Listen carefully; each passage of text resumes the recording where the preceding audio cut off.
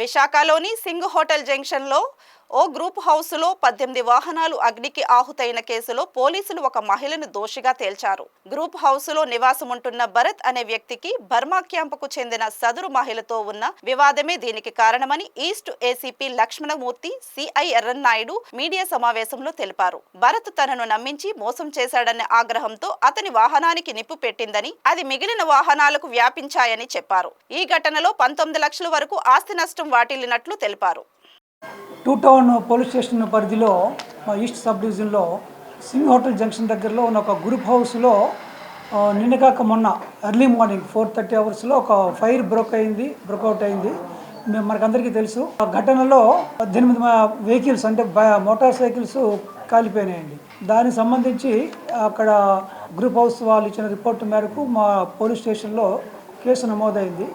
ఆ కేసు నమోదైన వెంటనే దర్యాప్తులో కమాండ్ కంట్రోల్ ద్వారా మొత్తం సిటీలో చుట్టుపక్కల ఉన్నటువంటి సీసీటీవీలన్నీ కూడా వెరిఫై చేశాము. వెరిఫై చేసి మన కాంటాక్ట్స్ ద్వారా దర్యాప్తులో అందరినీ విచారించగా అక్కడ అదే అపార్ట్మెంట్లో ఒక భరత్ అని ఒక అతను కుర్రాడు ఉన్నాడు. అతను ఆల్రెడీ మ్యారీడు. అతను జీవీఎంసీలో కాంట్రాక్ట్ లేబరర్గా కూడా పనిచేస్తున్నాడు. ఆయనకి ఒక ఆమెతో ఇల్లీగల్గా రిలేషన్షిప్ ఉందని సమాచారం వచ్చింది. దాని మీద అనుమానం వచ్చి ఆమె ఎవరు ఏంటనేది ఎంక్వైరీ చేస్తే ఆమె పేరు తెలిసి ఆమె గురించి మేము చెక్ చేయగా ఆవిడని మేము పట్టుకోగలిగాము. అదే రోజు పట్టుకొని ఆవిడని విచారించగా ఆమె ముందు డినై చేసి తర్వాత సీసీటీవీ ఫుటేజ్లు ఆమె ఆ పరిసర ప్రాంతాల్లో తిరుగుతున్నట్లు సీసీటీవీ ఫుటేజ్లో కనిపించింది సీసీటీవీలో. అందువల్ల అది చూడగానే సేమ్ ఆమె వెంటనే కన్ఫెస్ చేసింది నేరము నేనే చేశానని. కారణం ఏంటంటే ఈ భరత్ అనేవాడు తనని సరిగ్గా పట్టించుకోవట్లేదని, తనకు అన్యాయం చేశాడని, అతను ఈ మధ్య కొత్తగా ఒక బైక్ కొన్నాడని తెలిసి ఆ బైక్ని కాల్చి నష్టపరిచి అతనికి నష్టం కలిగిద్దామనే దురుద్దేశంతో ఆమె ఒకరితే ఎర్లీ మార్నింగ్ వెళ్ళి అక్కడ అది ఒక అగ్గిపెట్టి పెట్టి అగ్గిపుల్లతో ఆ బైక్ మీద ఉన్నటువంటి కవర్ మీద నిప్పు అంటించింది.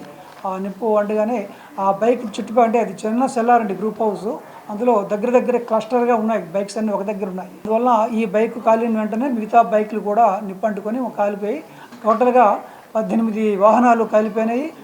ఇళ్లలో ఉన్న వస్తువులు కూడా కాలిపోయి వాళ్ళు ఇచ్చిన రిపోర్ట్ ప్రకారంగా 19 లక్షలు డ్యామేజ్ అని చెప్పి ఇచ్చారు.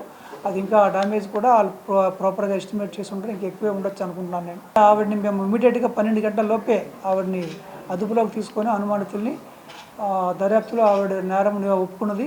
ఆవిడని కూడా అరెస్ట్ చేసి కోర్టులో ప్రొడ్యూస్ చేయగా ఆవిడకి రిమాండ్ కూడా 11వ తేదీ వరకు రిమాండ్ కూడా ఆవిడకి ఇవ్వడం జరిగిందండి.